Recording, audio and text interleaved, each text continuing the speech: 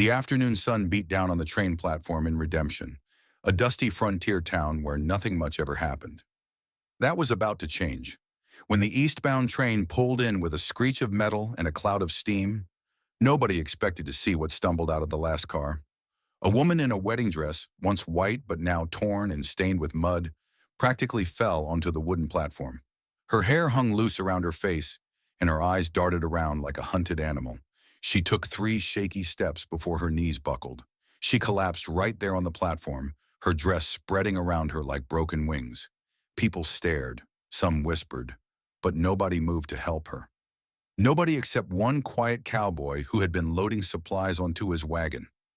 Why was a bride running for her life? And why would this man make a vow to a woman whose name he never even asked?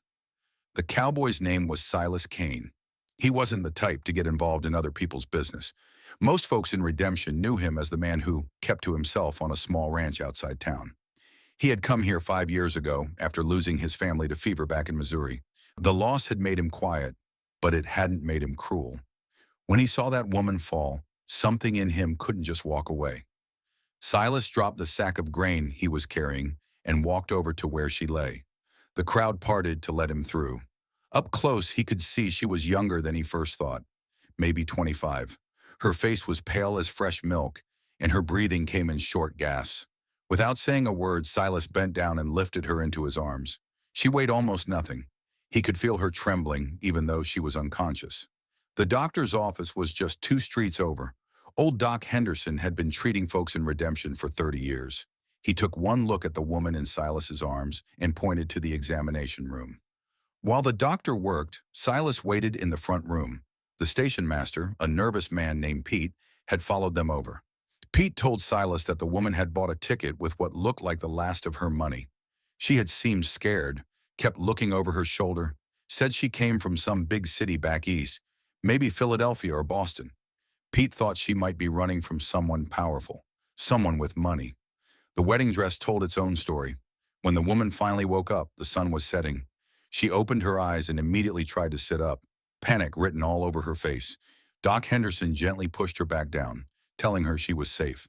But she didn't look convinced. She could hear Silas and the doctor talking in the next room about contacting authorities to find out who she was.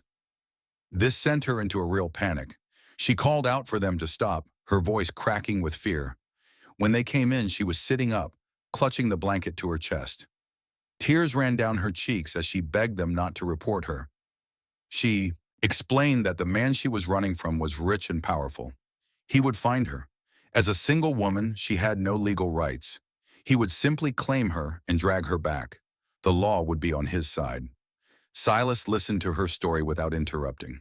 When she finished, he was quiet for a long moment.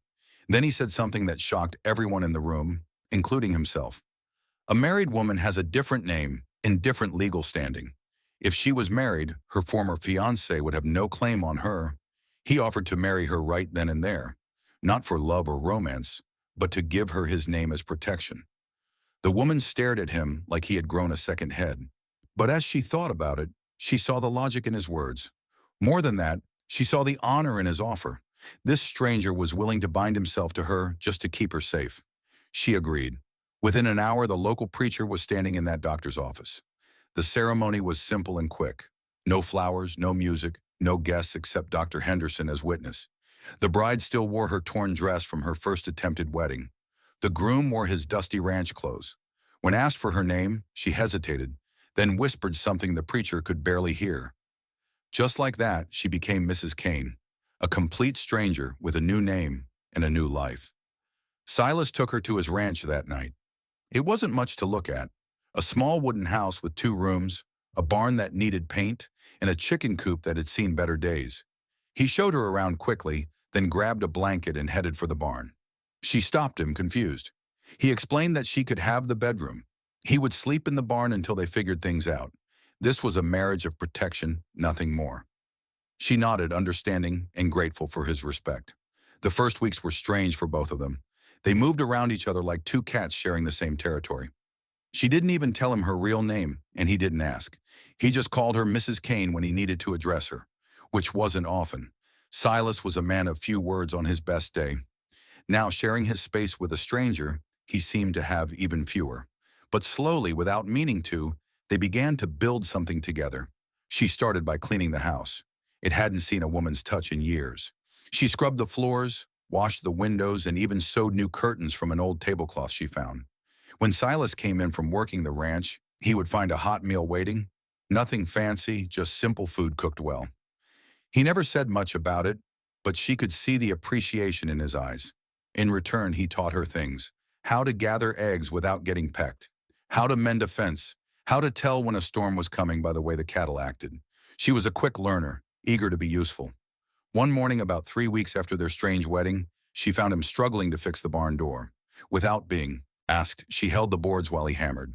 They worked in comfortable silence, and when the job was done, he nodded at her. Just a simple nod, but it felt like progress. That evening, she made his favorite meal, information she had figured out by watching what he ate most eagerly. He actually smiled, just a little, but it was there. As the days turned into weeks, their strange arrangement began to feel less strange.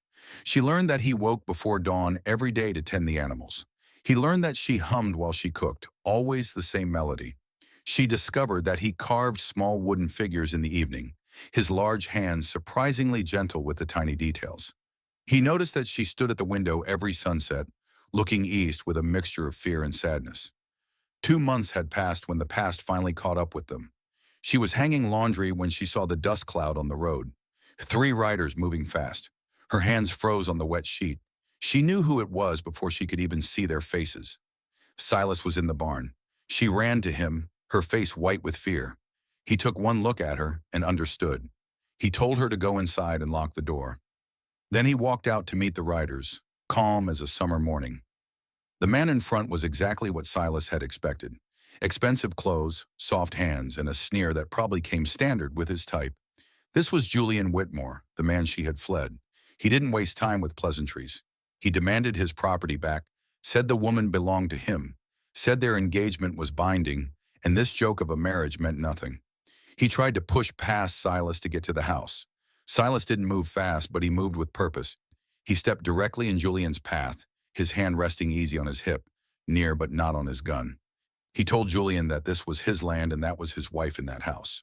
Whatever claim Julian thought he had was finished the day she said no. Julian laughed, an ugly sound. He said Silas didn't know who he was dealing with. He had money, lawyers, connections. He would destroy Silas and take what was his. That's when the door opened. She walked out, but she wasn't the frightened rabbit who had collapsed at the train station. She stood tall, her chin raised. She looked Julian straight in the eye and told him she was not his property. She was not anybody's property. She had chosen a life of dignity with a stranger over a life of misery with him. She was Mrs. Kane now by her own choice, and he had no power here. Julian's face turned red, then purple. He raised his hand like he might strike her, but Silas shifted slightly. It was a small movement, but it carried weight. Julian's hired men suddenly looked nervous. They knew the type of man who moved like that. Quiet men were often the most dangerous. Julian must have sensed it too. He lowered his hand, spat in the dirt, and turned back to his horse. Before mounting, he said this wasn't over. Silas spoke for her, the first time since Julian arrived. He said it was over the minute she got on that train. Julian could take his money and his threats back east where they meant something. Out here, a man's word and a woman's choice were law enough. They watched the 3 riders disappear into the distance. When the dust settled, she turned to Silas. For the first time since they met, she smiled. A real smile that reached her eyes. She thanked him, not just for today, but for everything. For the marriage that saved her. For the respect he showed her. For the home he shared with her. Silas nodded, then surprised them both by smiling back. That evening, they sat on the porch together, something they had never done before. The sun was setting, painting the sky orange and pink. The danger had passed, and with it, the strange formality between them. Silas turned to her with a curious look. He said he figured he should have asked sooner. But what was her real name? He had been calling her Mrs. Kane, but maybe it was time he knew who Mrs. Kane really was. She laughed, a sound he hadn't heard before. It was like music. She told him her name was Clara, Clara Mason, before she became Clara Kane. He tested the name out, said it suited her. She asked if he regretted his offer, now that he knew what kind of trouble she had brought. He shook his head, said trouble didn't scare him, and besides, she made better coffee than he did. It was her turn to be surprised. Silas Kane had made a joke. They sat there as the stars came out, not touching, but closer than they had ever been. The marriage that had started as a shield had become something else. Not love, not yet, but the foundation for it. Trust, respect, and shared strength. Clara had found more than safety in this dusty frontier town. She had found a home, and Silas had found something he hadn't even known he was looking for. Someone to share the silence with, someone who made his simple house feel less empty. The next morning, Clara moved her few belongings from the house to the barn. When Silas asked what she was doing, she said it wasn't right for him to sleep out there anymore. This was his house, but he stopped her, said it was their house now, had been since the day they signed those papers. Maybe it was time they both stopped pretending otherwise. She set her things back down, and for the first time, they shared the space as equals, as partners, as something that might, given time, become everything. Sometimes the greatest acts of love aren't grand gestures or passionate declarations. Sometimes they're quiet acts of protection of one person standing between another and harm. Silas Kane didn't marry Clara for love. He married her for honor, for decency, for the simple belief that nobody should have to face their demons alone. But in protecting her, he found something he didn't expect. He found a partner, a friend, and eventually a true wife. And Clara found that sometimes a stranger's kindness can become the strongest foundation for a life worth living. What did you think of Silas's incredible act of honor? Was it foolish or brave to marry a complete stranger just to protect her? Let us know in the comments below, and don't forget to like and subscribe for more stories from the Old West, where courage came in many forms and love grew in the most unexpected places.